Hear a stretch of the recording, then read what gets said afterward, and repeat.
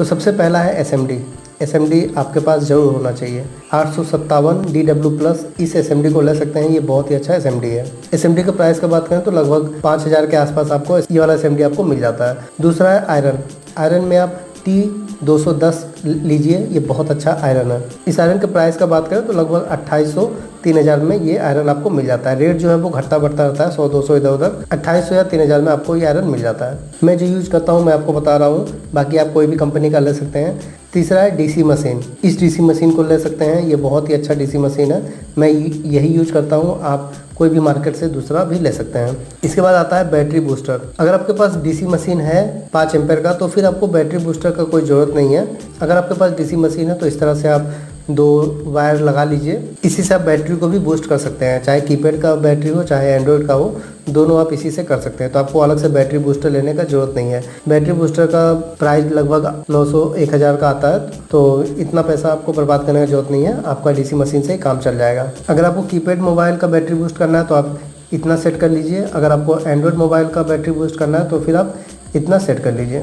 अगला टूल है 6 port charger, ये आपके पास ज़रूर होना चाहिए। 6 पोर्ट चार्जर में हम बहुत सारा चीज़ जो है वो चेक करते हैं, इसके लिए मैंने एक अलग से वीडियो बनाया है। 6 पोर्ट चार्जर में क्या क्या आपको चेक करना चाहिए, कैसे चेक करना चाहिए, तो अलग से वीडियो है, उसको आप देख लीजिए। 6 पोर्ट चार्जर का रेट का बात करें तो ये लगभग आपको 900 रुपये तक में आ जाता है। मोबाइल रिपेयरिंग में अगला टूल आपके पास जरूर होना चाहिए, वो है सेपरेटर मशीन। आजकल ऐसे बहुत सारे बैक आते हैं जो गम है वो जब पिघल जाता है उसके बाद ही आप उसको खोल सकते हैं, या फिर आप डिस्प्ले अगर निकालना चाह रहे हैं तो तब भी आपको सेपरेटर का जरूरत पड़ता है, तो ये आपके पास जरूर होना चाहिए। बहुत सारा बैटरी ऐसा होता है जो नहीं निकलता है, तो उस समय भी आपको सेपरेटर का जरूरत पड़ता है। जब आप डिस्प्ले की तरफ से उसको हीट करते हैं तो उसका जो गम है बैटरी का वो लूज हो जाता है, फिर आप उसको आसानी से निकाल पाते हैं। जो मैं यूज करता हूँ ये आपको लगभग 2200-2300 रुपये में आ जाता है। अगला टूल है माइक्रोस्कोप। अगर आप आईसी रिमूवल का काम कर रहे हैं तभी इसको लीजिए, नहीं तो आपका पैसा जो है वो फंस जाएगा, कोई मतलब नहीं निकलेगा। अगला है वो है सोल्डर वायर, सोल्डर पेस्ट और जंपर वायर, ये तीनों भी आपके पास जरूर होना चाहिए। आपके पास डिसोल्डर वायर भी होना चाहिए, ये बहुत काम का चीज़ है। इसके लिए मैंने एक अलग से वीडियो बनाया है कि डिसोल्डर वायर को आप कहाँ कहाँ यूज कर सकते हैं, वो मेरे चैनल पे जाके आप देख सकते हैं। तो डिसोल्डर वायर भी आपके पास जरूर होना चाहिए। अच्छा क्वालिटी का डिसोल्डर वायर रखिए, क्योंकि अगर आप लोकल रखेंगे तो वो अच्छे से काम नहीं करता है। आपके पास पीपीडी पेस्ट भी होना चाहिए, ये भी बहुत इंपॉर्टेंट होता है मोबाइल रिपेयरिंग में।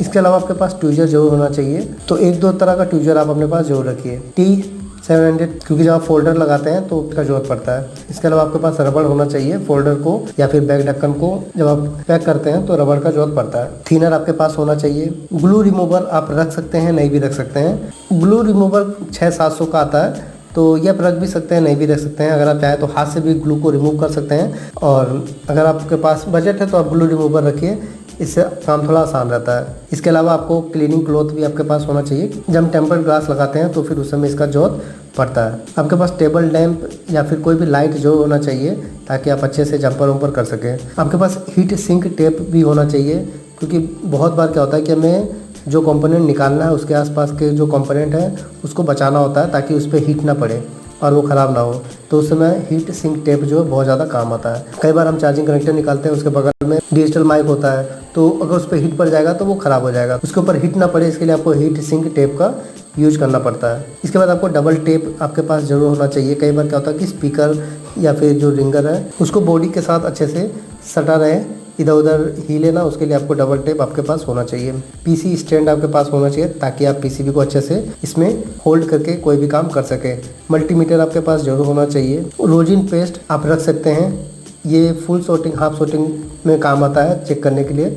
जब आप इसको अप्लाई कर देते हैं तो उससे आपको बहुत आसानी से पता चल जाता है कि कौन सा कंपोनेंट जो है वो हीट हो रहा है। तो रोजिन पेस्ट आप रख सकते हैं, ये बहुत ही सस्ता आता है, 10-15 रुपये में आपको मिल जाता है। अगर आप रोजिन पेस्ट नहीं रखना चाहते हैं तो फिर आप लोबान भी रख सकते हैं, लोबान से भी आपका काम चल जाता है। लेकिन रोजिन पेस्ट जो है बोर्ड पे चिपकता नहीं है, थोड़ी देर बाद में ये उड़ जाता है, लेकिन लोबान जो है वो आपके बोर्ड में चिपक जाता है, फिर आपको उसको क्लीन करना पड़ता है। तो मैं रोजिन पेस्ट यूज करता हूँ।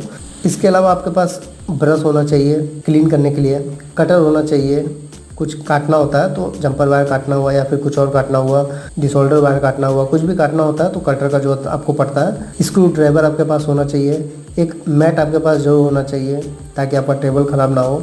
एक ब्लेड आपके पास जरूर होना चाहिए कुछ काटने के लिए। आपके पास एक बैटरी रिमूवर भी होना चाहिए। इतना ध्यान रखिए, कभी भी नुकीला चीज़ से आपको बैटरी नहीं निकालना चाहिए। बैटरी रिमूवर के लिए आप या तो ये प्लास्टिक वाला यूज कर सकते हैं या फिर आप ये स्टील वाला यूज कर सकते हैं। ये दोनों ही सेफ़ होता है। लेकिन अगर आप ट्वीजर से या फिर किसी नुकीले चीज़ से करते हैं तो फिर बैटरी में अगर घुस जाएगा तो ये ब्लास्ट होने का डर रहता है और इससे आपको और आपके शॉप को नुकसान हो सकता है। तो हमेशा ध्यान रखिए, कभी भी बैटरी निकालने के लिए नुकीला चीज़ का यूज आपको नहीं करना है। इसके अलावा स्टेंसिल, अगर आप आईसी का रिबोलिंग का काम करते हैं तो फिर आप स्टेंसिल रखिए। अगर आप आईसी का काम नहीं करते हैं तो फिर स्टेंसिल आपको लेने का जरूरत नहीं है। बूट केबल आपको जरूर रखना चाहिए। बूट केबल आप हमेशा वही खरीदिए जिसमें ऊपर जो है वो कंपोनेंट लगा हो। बहुत सारा ऐसा बूट केबल आता है जिसमें कोई कंपोनेंट नहीं लगा होता है, तो वो वैल्यू जो है वो अलग अलग बताता है, जिससे कन्फ्यूजन होता है। तो अगर आपके पास कंपोनेंट वाला बूट केबल है तो वो बहुत ही सही वैल्यू देता है। इससे फॉल्ट फाइंडिंग में बहुत आसान होता है। तो ये सब टूल्स आपके पास जरूर होने चाहिए। अगर इसी तरह का और वीडियो देखना है तो हमारे चैनल को सब्सक्राइब कर लीजिए। मिलते हैं अगले वीडियो में।